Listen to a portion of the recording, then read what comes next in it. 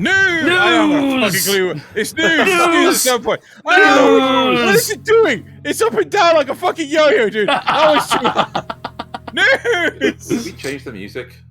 Yes, we have new music specifically for this news section. Welcome everyone to the first edition of Kanpai News. I am of course your host Nasuth, and joined by Xenogelion and Thaylien, replacement Loz, Thaylien. Hello Thaylien. Loz couldn't be here for this inaugural episode, unfortunately, but great Thaylien has graciously stepped in to help us. So, gentlemen, shall we get to the news? Yeah, let's do it. Absolutely. As always, links will be in the description below for anything you'd like to check out further. And let's start off with, in honor of the anime's 10th season, Capcom has released an updated version of JoJo's Bizarre Adventure All-Star Battle R for the Nintendo Switch.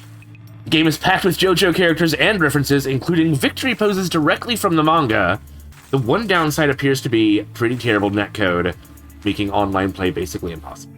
So... Oh, really? Yeah. So it's difficult to play against the world, or yeah. How like this is Capcom though. They did like fucking Street Fighter's netcode and things. I thought Street Fighter's netcode was supposed to be really top notch. Apparently they just didn't update it or something. They just didn't bother. Like they updated the rest of the game, but they didn't bother to update the netcode. wow, re-released the game without. Okay, Wow. Oversight. Yep. But I mean, if you want to do some single player, if you want to just see some JoJo, go check it out. I mean, I guess, you know. Assuming it has local multiplayer. Yes, it does. Yeah, and that's apparently just fine. Fair. So Uncle from Another World is having some really serious troubles. Episode 9 has been delayed indefinitely, with plans to rerun episodes 3 through 6 throughout September. This is all due to an increasing rate of COVID infections in the studio. According to the Ippaiichi, that's the guy's name, who was originally scheduled to direct the 10th episode, he said to pull out of the project after already storyboarding and directing the voice work because no animation staff was available with only 3 weeks until the episode's original air date. Wow. Yeah, things are bad there. But this is weird because the infection rate in Tokyo, where the studio is located, are down overall. 14,000 new cases as of September 1st, but that's actually way down from where it has been. So it's just been hitting this studio particularly hard, I guess. No. So do we know if this is gonna, like, you know, are they gonna just stop airing it and then go, yeah, we're gonna try again in 2 seasons time, or I assume they're gonna announce something by the end of September when those they have to. Yeah. That's without some kind of official announcement before the end of September, they're going to be up a certain degree. Oh my gosh. Yeah. We should be on the different. We should be over here where people can actually see the stories we're talking about. Yeah. So that's actually 2 stories that I'm kind of merged together. Okay. So on to the next one. Children's anime Insectland, which I have not heard anything about, but the story seemed really interesting. So it's suspended its broadcast in response to claims that the actor who designed the original picture book it's based on engaged in indecent acts involving a hostess at a Tokyo nightclub. I won't elaborate unless you guys really want to know. You can read it here, and the audience can read it in the story. I don't know. I just don't know how if I want to say it on YouTube. Is it safe for work? If it's not safe for work, it's not safe for YouTube, right? You're umming and ahhing about it. Let's not risk it for a biscuit. Let's just say he did something very, very, very naughty to a hostess at a nightclub, and leave it at that. Follow the links in the description. Yeah. So I mean, the question I have though is, like, so they're talking about like the host, so the guy's done something like particularly wrong, but I assume that the important element to this is it was massively in public. Yeah, probably. Yeah. Right. So that's like, you know, I mean, it's fine for adults to do adult things in the sanctity of their own home and consent and all that shenanigans. It may have also been unconsensual. I don't. It doesn't. Yes, It doesn't say. Yeah. but like, it's just like, I mean, I assume that this is only coming out of the woodwork because it was publicized and it's like, oh, okay, Yeah. stupid people being Yep. stupid. Yes. This just in, the Teletubbies son baby was had to be taken off the show because he was snorting cocaine on set. I think the interesting part of this for me is that's good. That's a great joke, Thaylien. Sorry for just running right over it. I think the interesting part of it for me is that it's not somebody who's actually involved in the anime. It's somebody who wrote the original picture book. Did the original the source material. No, but still, it their name's going to be tied with it. Like if Yoko Taro did something like really horrific, he's the director of Nier Automata and Nier Replicant and all that stuff. But like if he did something horrific, his name is still plastered all over. Like Hideo Kojima. Like Hideo Kojima made sure you knew that Metal Gear Solid 5 was a Hideo Kojima game. Yeah, he made sure you bloody knew. Yeah. So, speaking of Yoko Taro, we do have something about him later. So but first let's move on to Yakuri Kyoshitsu, a group of science writers who have consulted heavily in the Dr. Stone manga since Volume 10, has had 2 of its non-fiction science books delisted from Amazon Japan, and cannot relist them unless they're marked 18+. Why, you may ask? Tottori Prefecture, in response to a crossbow attack in 2020, revised its Youth Healthy Development Ordinance to allow them to ban the sale of bladed toys and harmful literature. However, this is the first time outside of Tokyo when something being banned in one prefecture has affected the entire country. It does happen with Tokyo because there's such a big, it's sort of like in America. All of our school books are based on what Texas wants because Texas is such a massive consumer. Right. Which is I horrible. would have said butthole, but Yeah, well, yeah. I mean, yeah. Tottori Prefecture refused to elaborate on what makes the books harmful, aside from saying it's no one part, but rather the overall content, which is described by Yakuri Kyoshitsu as bombastic, providing accessible instructions on creating inventions such as medicines, electronics, and detonators. So maybe it's the detonators that got them banned? Yeah, probably. I wouldn't be surprised if it's like a mixture of different things, because knowing how to make things like a taser, making a taser is like really simplistic electronics. All you need is a few high capacity capacitors, right? And a detonator, again, is just you just gotta have a few chemicals. Like, do you know how to make thermite? Oh, it's iron oxide and I can't remember what else, but it's really, really simple. We're not gonna actually tell people directly on the show. Yeah, but it's like that sign that was warning people not to combine certain household products because one of them makes chloroform. Yeah. So literally, the sign was instructing kids on how to make don't mix bleach and ammonia because it makes mustard gas. Yes, that too. Yeah, I thought that was what you were referring to, but I wouldn't be surprised if that's the case. And in all honesty, I can appreciate a lot of what's being said here, because like if people aren't doing this stuff responsibly, they could end up killing themselves. I mean, even making medicines, if you don't do it right, you could actually hurt yourself. Oddly enough, like the level of detail that I'd like to see in some shows, like I would praise them so much more for having the level of detail that they just don't hold anymore. It's like, oh, but I waved my hand and then the medicine was made. Like fucking I do it yourself like a real person. I know you said that, like Land of Leadale, where it's I'll take this plant and this bit and we combine them here, and hey, we got a health potion. Yeah. Excuse me, where did the bottle come from? I don't know. Yeah. I know you said that the first season of Dr. Stone was kind of but I do like that they're getting actual science consultants to work on the manga. That's really cool. Yeah. Right, so on to the next one. I doubt anyone here will argue that copyright laws are draconian and outdated. But there's still some good in this particular story. Japan's Agency for Cultural Affairs has opened a free web resource where small creators can get consultations about help filing copyright takedowns. While there have been recently been large-scale efforts by big companies to push for more copyright control, this is the first effort in Japan to help smaller and individual creators to even the playing field.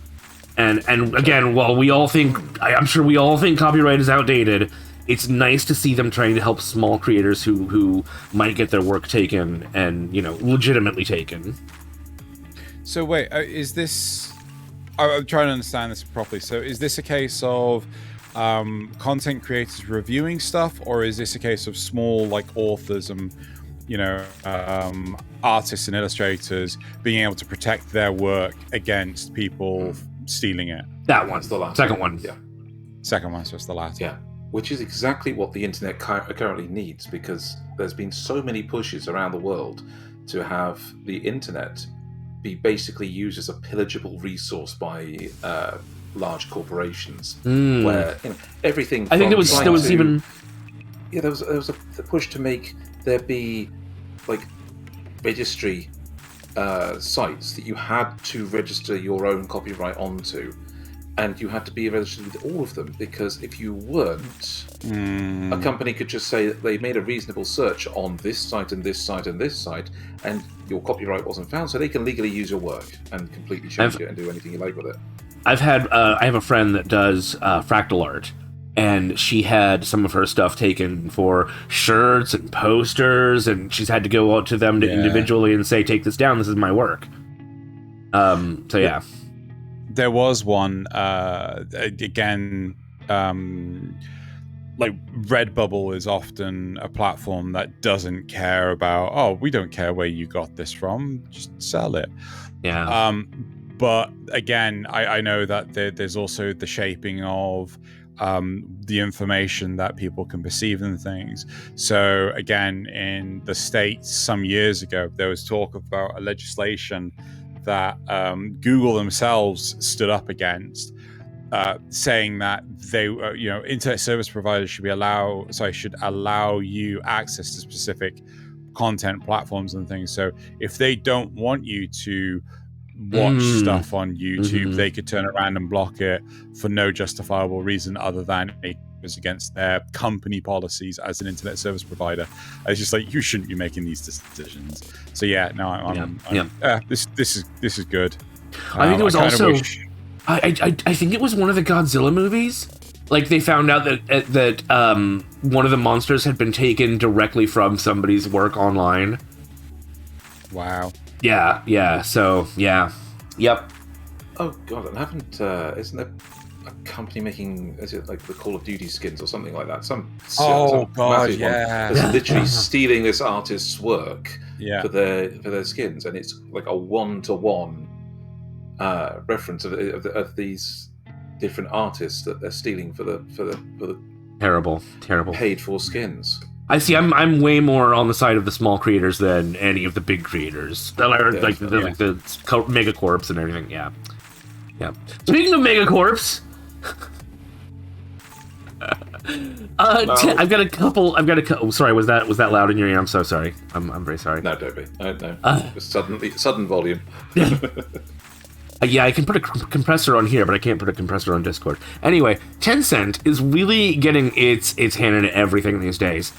They've teamed up with Twin Engine, producers of Vinland Saga and Dororo, whatever, however you say that, as well as two other companies in a capital tie-up intended to expand the global scope of their licensing capabilities with a focus on, quote, gamification and, quote, globalization, which are, I mean, it's just buzzwords. It's Graphic and what was the other one?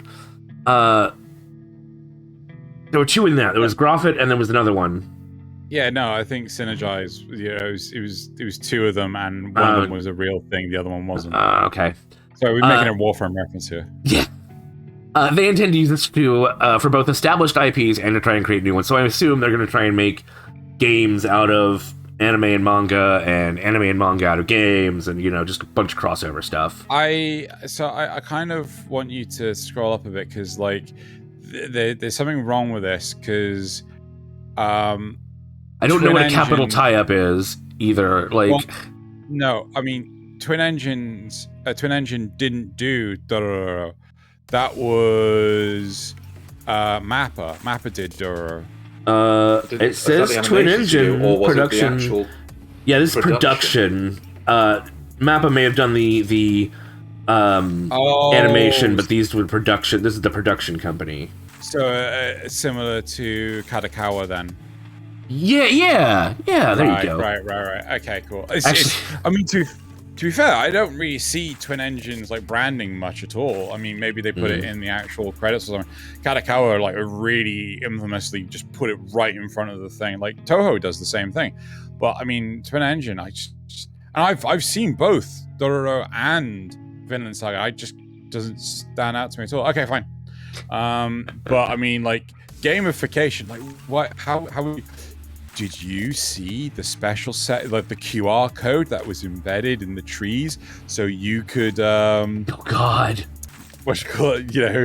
Unlock this the special. Yeah. Unlock this new skin in our Vinland Saga game when you watch the new season of Vinland Saga. So stupid. Yep. But so we got some more Tencent news. Yeah, I know. Vinland Saga going to be. Oops, that's not what I meant to do. MiHoYo verse or something at some point soon. Yeah, Tencent has also. They already have a hand in MiHoYo. Yeah, so Vinland Saga characters appearing as like swordsmen in there. Right, with you now. So Tencent has also teamed up with Sony Interactive Entertainment to purchase a 30.34% stake in FromSofware, speaking Kadokawa with a 69% majority. Nice.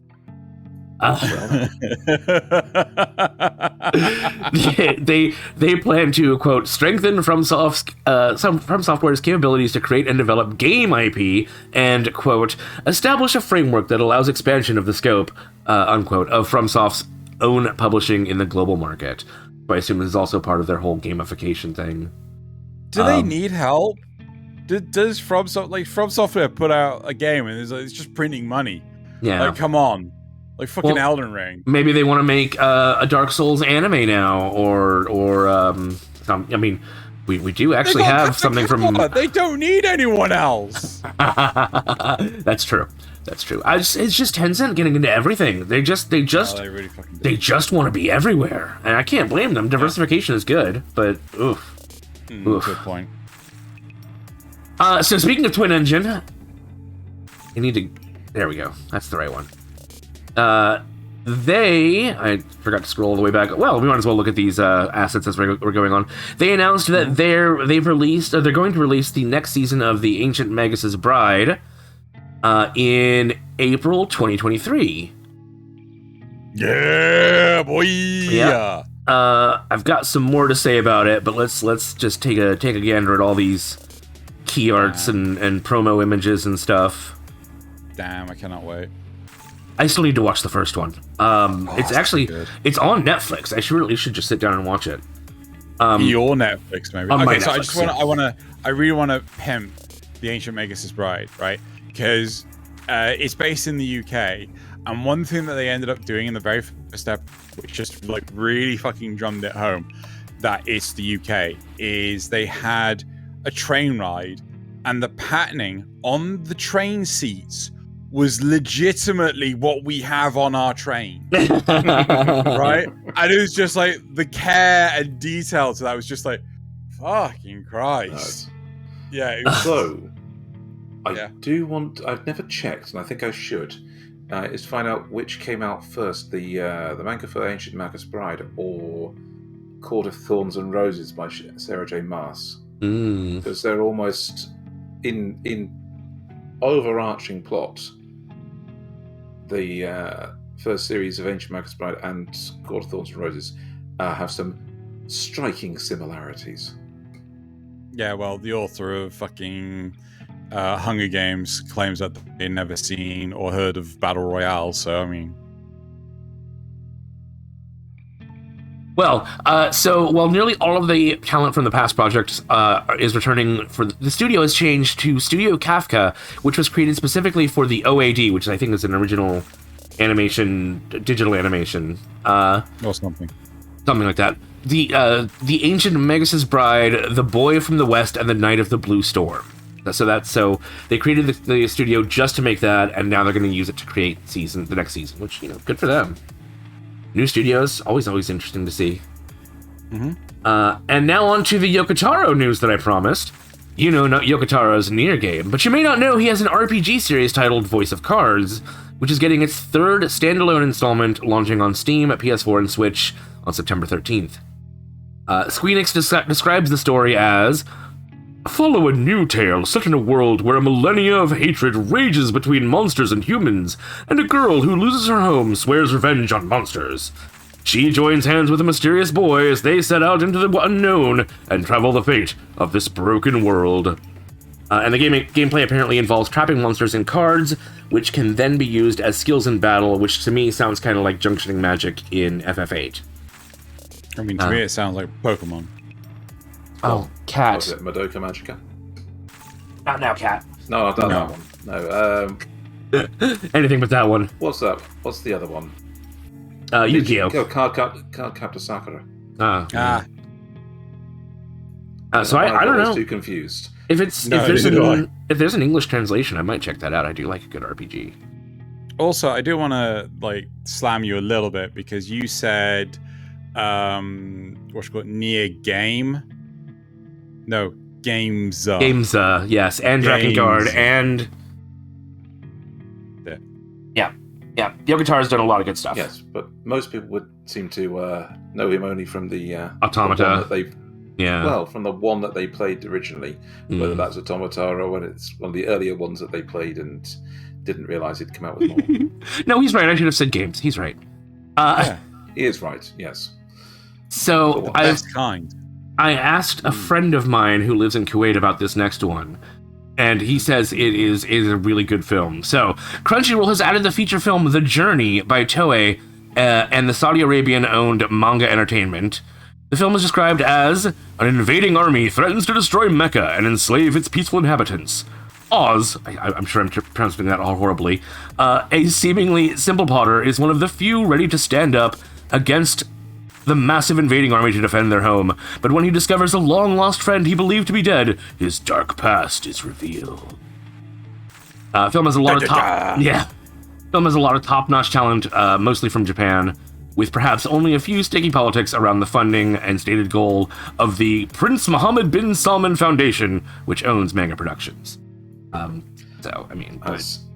one of the last families of expats to come out of Kuwait when I was younger, I am going to be cautious of this one. I mean, Kuwait is pretty cool, but compared to Saudi Arabia, especially. But yes. let's try not to get too deep into the politics. I've heard the animation is beautiful. The story is good. So if you want to check out something from another country, that's not Japan, check it out. Wait a second. I'm seeing good news. You are seeing good news. I think it's all good news from here on out. We don't have any deaths this week. Golden Kamuy's 4th season is coming on October 3rd, and its newest trailer shows off the opening and closing themes, as well as a new character, Waichiro Sekiya, a convict who specializes in poisons. The new season will be animated by Brainsbase rather than Geno Studios, and will have a different director and character designer, but it will retain the same script team. So there's the trailer, obviously. Doesn't sound too bad. This is the new character. Writing, just slightly different animation style. Yeah. I can play the trailer on mute, and you can see what it's like. But I mean, it's. Yeah, let's do it. Let's do it, guys. Just get a little live action of the animation style. I mean, to be fair, it doesn't look too dissimilar from. Ooh, that was surprisingly violent. Yeah. Oh, that just might be for the start of the trailer. 3 stuff. I think it is, but just for the start of the trailer, suddenly, yes. Okay, that's he was an adventurer like us until he took an arrow to the eye. Yeah, no, I'm looking. Okay, so she just might be older now, but yeah, no, I'm looking forward to this. I might actually just binge watch the first. Yeah, I really need to. I really need to watch this myself. I really do like Golden Kinway. It's such a good series. It looks really interesting. I mean, I need to watch Vinland Saga too. I need to watch so much stuff. Well, I mean, as this is coming out, let's watch Golden Kamuy. You wanna? I think that's enough of the trailer, don't you? Yeah. Yeah. The animation style doesn't look too dissimilar from the original work, so Yeah. I'm good with that. I'm happy with that. So As long as it's got the same writing team, I think it'll be fine. yeah, I think that's the most important thing. Now onto one that Xeno sent me just today. Elden Ring now has an official manga starring many characters directly from the game, but in a far more comedic setting. It's authored and drawn by Nikichi Tobita, who has also written a comedy manga titled A Cursed Sword's Daily Life. New chapters will release on the 4th and 19th of every month, and the description is as follows. Aseo, a poor tarnished wretch, finds himself cast out into Limgrave. Naked, hang on, cat, please get out of the way. Naked, penniless, hopeless, and maidenless. His only hope in his harsh, unforgiving new home is a mysterious woman named Melina. A cast of colorful characters awaits Aseo along the way. Patches, the untethered, Blade, the half-wolf, lots of characters in the game. Blade, whatever. With little but a... Oh, God, cat, please, stop it. With little bit of loincloth between Aseo and certain death, he strikes out for the first stop on his quest, Stormvale Castle. Will he make it there, or will his journey end before it even begins? So I don't know. Says he's going to walk out, right, of the dungeon. He's going to attack the first... Do we have any art of this, by the way, in this? I don't know. Oh, yeah. But, I mean... Oh, yeah. Right, Oh. I could just imagine they just walk out, and the very first thing that happens is they encounter the masked guy, and then no, not the tree sentinel. Encounters the masked guy, smacks the masked guy, and the masked guy just kills him. Yep. Golden Horse guy. Bunch of roses. That's the whole thing. You know, the rest of it is just like, you know. Yep. Interesting. Cool. Interesting. Next story. Yeah. Oh, so yeah, Japan is easing its restrictions again, despite what's happening to Uncle from Another World. The Japanese government has eased travel restrictions by raising maximum daily entries to 50,000 people and no longer requiring guided tours. However, tourists will still require a quote-unquote sponsor or a travel agency contact in Japan to gain entry. Part of the decision is spurred on by a desire to make the most out of the weakened yen by drawing in more people, because, I mean, take your high-value American dollars there and spend them. The government is also discussing plans to switch from requiring a negative COVID test, which currently you have to have one within 72 hours, to only requiring 3 vaccine shots, including at least 1 booster. I know that the big thing that you were describing with the 72 hours negative test result, like, it's really difficult because they need specific forms filled in, like paperwork and stuff, and the number of people like that have come to the UK trying to visit in the UK to then go back to Japan, they've had huge problems because it's like they have to contact multiple general practitioners, multiple doctors, just to say, like, will you fill this in? And sometimes, like, the receptionist's like, yeah. They then go, they see the paperwork, it's like, nah, we're not going to do this, and then they have to go find another doctor to actually deal with it. So or they have to wait in 3 days quarantine in Japan, which no, I think that was just part of it. Sorry, back then it was just part of it, regardless. Okay. Yeah. Yep. Or Japan. But we've got some more good news. Kind of. Yay! The Deep Insanity Asylum game is shutting down after only a year and has already stopped selling its in-game currency. Surprising. Wow, that's good news. Jeez, surprising absolutely no one who saw the quality of the anime. Wow, you are just spitting on people at this point. It's so bad, though. I mean, if the quality of the game graphics was as good as the quality of the 3D graphics in the anime, no wonder. It's awful. If you don't remember, it involved a strange sleeping sickness and a weird underground world and a group in Antarctica who were fighting the weird things down there. Weird poop 3D objects down there. Fair warning, gents. You may want to cut this bit, but we just had the most enormous lightning strike, and I don't know if you saw my lights flicker, but I didn't. Okay, I may cut out a little bit if that's going to We'll carry be on. fine. We've got one more. Very We've got one more story, and then we're done. All right. So our final story: brand new Animal aired in March 2020, and immediately had a manga adaptation start in May 2020. That adaptation is now coming to an end with this month's final issue, but they do have a compilation volume set to release on September 16th. So if you like brand new Animal, like we like brand new Animal, it might be worth picking up the compilation. And I think that's it for the news. Yes, as long as you don't like brand new Animal the way that many dwellers of Twitter like brand new Animal. Wait, how do many do I want to know how many? No, you don't. No, it's the same way that people on like Fur Affinity like brand new Animal. Yeah. Are those two I'm tempted things to call comparable? out certain artists just for fun, but No, please don't. Please don't be mean. Right. they Well, know I who they are. that's it for the fact that your chair creaked and just came through so goddamn well. It really Right. adds something sinister, doesn't it? So that is it for this first Kanpai news. As you have noticed, it's come out on Tuesday. We will still continue to do the regular Kanpai Cast episodes that will air out on Thursdays, but we wanted to actually spread the love. So, giving more for you for during the week, and also allows us to have more playtime with the actual news segments, because they do tend to last a while. And there's so many good pieces of information there out There there. really are, we have yeah. touched so many. But anyway, so that is it for this news segment. Let us know what you And, thought in the comments, please.